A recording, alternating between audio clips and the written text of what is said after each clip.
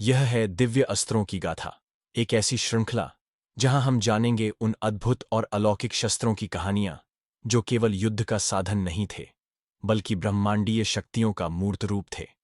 पिछली कड़ी में हमने जाना नंदक तलवार की तीव्र धार, वह तलवार जो केवल लोहे की नहीं, बल्कि ज्ञान, धर्म और विवेक की अमोघ शक्ति से निर्मित थी।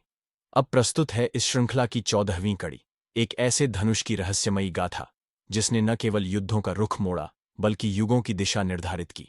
यह है शारंग की कथा, वह दिव्य धनुष जो स्वयं भगवान विष्णु के हाथों में सुशोभित होता है और जिसकी प्रत्यंचा पर चढ़ा हर बाण अधर्म के सीने को चीर देता है। शारंग केवल एक धनुष नहीं था, वह भगवान विष्णु का संकल्प था, धर्म का रक्षक और सृष्टि की मर्यादा का प्रहरी। इसके निर्माण की कथा भी उतनी ही दिव्य है। कहा जाता है कि इसे देवशिल्पी विश्वकर्मा ने वैदिक सिद्धांतों और ब्रह्मांडीय ऊर्जा के सूत्रों से रचा था। यह धनुष इतना शक्तिशाली और तेजस्वी था कि इसकी प्रत्यंचा जब तनती थी तब दिशाएं नत हो जाती थीं और काल तक की गति थम सी जाती थी। इस धनुष का प्रयोग स्वयं भगवान विष्णु ने विभिन्न अवतारों में किया। श्री राम ने इसी धनुष के बल से रावण जैसे महान योद्धा को पराजित किया। एक ऐसा युद्ध जहां केवल बल ही नहीं, मर्यादा और धर्म की निर्णायक भूमिका थी। श्री कृष्ण ने इसी धनुष को रणभूमि में सत्य और अधर्म के बीच सेतु बनाकर खड़ा किया, जहां इसके बाण केवल शरीर नहीं बल्कि अन्याय की जड़ें काटते थे।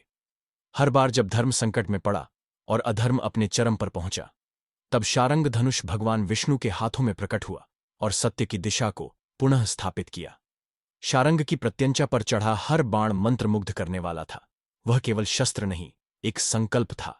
यह धनुष उस चेतना का प्रतीक है जो दर्शाता है कि युद्ध केवल बाहुबल से नहीं जीते जाते, बल्कि विवेक, संयम और धर्म के दृढ़ संकल्प से ही सच्ची विजय संभव है। शारंग की कथा हमें यह सिखाती है कि सच्चा धर्म वही है जो न्याय का साथ दे, और न्याय तभी संभव है जब शस्त्र विवेक के हाथों में हो। यह धनुष केवल एक शस्त्र नहीं था, यह युगों का वाहक था। इसके प्रत्येक कंपन में सृष्टि की रक्षा की प्रतिज्ञा समाहित थी।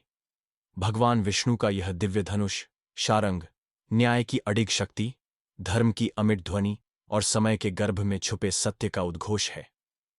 ऐसी ही दिव्य शस्त्रों की रहस्यमयी कथाएं जानने के लिए जुड़े रहिए हमारे साथ, क्योंकि अगली कड़ी में करेंगे परिचय उस धनुष से जो भगवान शिव के हाथों में सुशोभित होता है।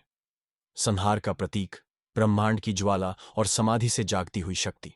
अगला रहस्य है पिनाक धनुष की कथा,